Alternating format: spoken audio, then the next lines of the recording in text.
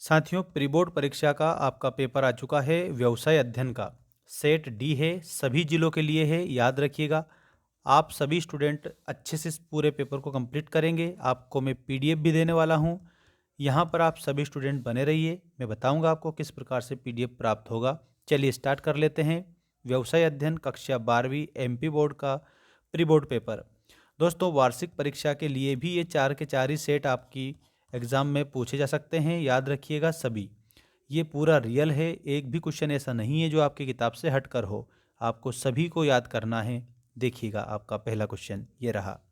प्रबंध के कितने स्तर हैं? तो दोस्तों, प्रबंध के 3 स्तर होते हैं। आप सभी बच्चों को ये प्रश्न अच्छे से याद करके जाना रहेगा।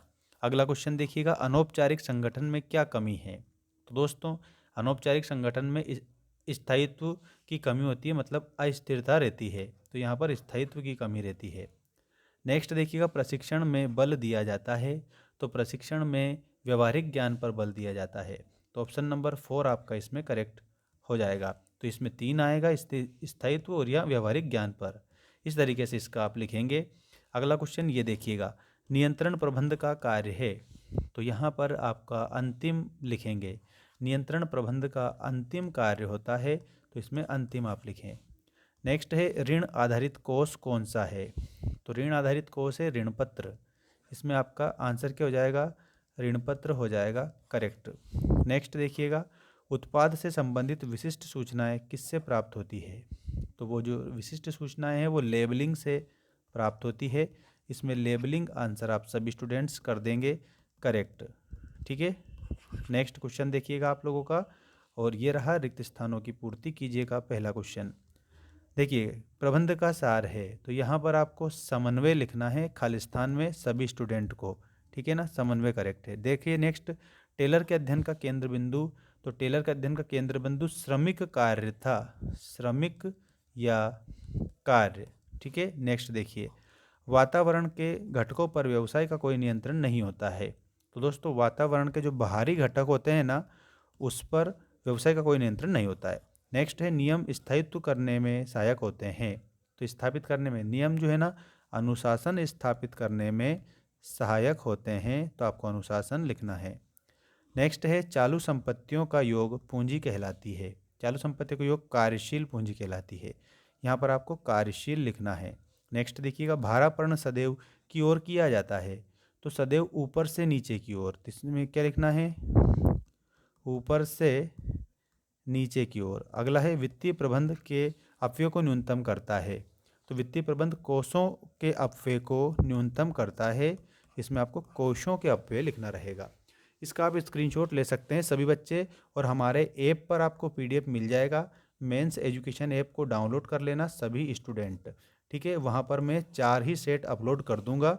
वहाँ पर आपको मात्र 199 में सारे कोर्स मिल जाएगा। ठीक है, देखिएगा सही जोड़ी बनाइए वाला क्वेश्चन। सही जोड़ी में दोस्तों आपका पहला क्वेश्चन है बजट। तो दोस्तों, बजट के आगे आपको पूर्वानुमान लिखना रहेगा करेक्ट। ठीक है, मैं लिख देता हूँ, आप स्क्रीनशॉट ले लेना सभी बच्चे। ठीक है ना। अगला देखो, पदोन्नति। तो पदोन्नति के आगे आपको आंतरिक स्रोत लिखना रहेगा। नेक्स्ट है, अनौपचारिक संप्रेषण। अनौपचारिक संप्रेषण में मौखिक होता है ये। नेक्स्ट है, नामकरण। नामकरण में वस्तु की पहचान होती है, नामकरण से वस्तु की पहचान। उपहार वितरण। उपहार वितरण में विक्रय संवर्धन होता है। और अगला है, चयन की स्वतंत्रता। तो चयन की स्वतंत्रता के आगे आपको उपभोक्ता के अधिकार लिखना रहेगा।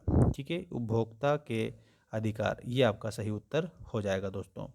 सभी बच्चे चैनल को सब्सक्राइब कर लीजिएगा, क्योंकि आपकी वार्षिक परीक्षा के लिए पीडीएफ फॉर्मेट में नोट्स हम उपलब्ध करवाएंगे, और सारे लाइव क्लासेस यहाँ पर लगाई जाएगी डेली दोस्तों। ठीक है, देखिएगा आपका अगला जो क्वेश्चन है वो ये रहा। सत्य असत्य का पहला चयन एक सकारात्मक प्रक्रिया है। तो दोस्तों, इसमें आपको क्या लिखना है? इसमें आप लोगों को असत्य लिखना है, क्योंकि जो चयन होता है ना, वो सकारात्मक प्रक्रिया नहीं होती है, नकारात्मक होती है। अगला है, संप्रेषण सदैव लिखित में होता है। तो ये भी असत्य है, क्योंकि संप्रेषण लिखित में भी हो सकता है और मौखिक में भी हो सकता है। नेक्स्ट है, यदि नियोजन नहीं है तो नियंत्रण का कोई आधार नहीं है। तो ये बात भी बिल्कुल सत्य है। नेक्स्ट, वित्तीय प्रबंध सामान्य प्रबंध का एक अंग है।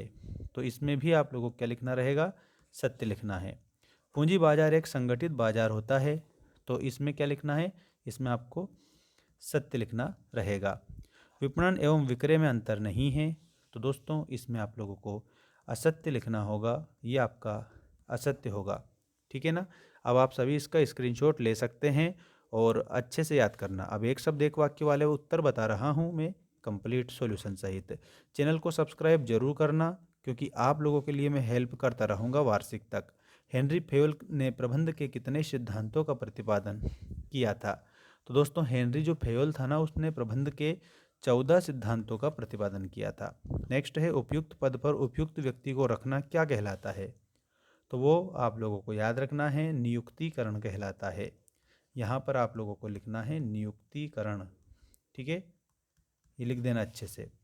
निर्देशन के कितने तत्व होते हैं? तो दोस्तों इसमें याद रखना, निर्देशन के 4 तत्व होते हैं कंप्लीट। ऋण पत्रों का निर्गमन कब लाभप्रद होता है? तो ऋण पत्रों का मंदी के समय लाभप्रद होता है। इसमें लिखना है मंदी के समय। ठीक है, अगला देखो, किस पूंजी बाजार का संबंध नए निर्गमनों से होता है? तो नए निर्गमनों से होता है प्राथमिक बाजार का। तो इसमें आंसर क्या लिखना है, प्राथमिक बाजार। अगला क्वेश्चन है आपका, मुद्रा बाजार का नियंत्रण किस संस्था के द्वारा किया जाता है? तो ये भारतीय रिजर्व बैंक अर्थात आरबीआई के द्वारा किया जाता है। उपभोक्ता संरक्षण अधिनियम कब बनाया गया? तो दोस्तों 1986 में उपभोक्ता संरक्षण अधिनियम बनाया गया था। अब आप इसका स्क्रीनशॉट ले लीजिएगा और चैनल को सब्सक्राइब कर लो। हमारा ऐप है मेंस एजुकेशन ऐप, उसको डाउनलोड कर लेना। सारे विषय के नोट्स, सब्जेक्ट, वीडियोस सब कुछ दे रखा है वहाँ पर। ठीक है, और इन सभी के पीडीएफ भी आपको चाहिए तो आप मुझे इंस्टाग्राम पर मैसेज कर देना सभी स्टूडेंट्स, तो मैं लिंक भेज दूंगा आप लोगों के लिए। ठीक है, धन्यवाद।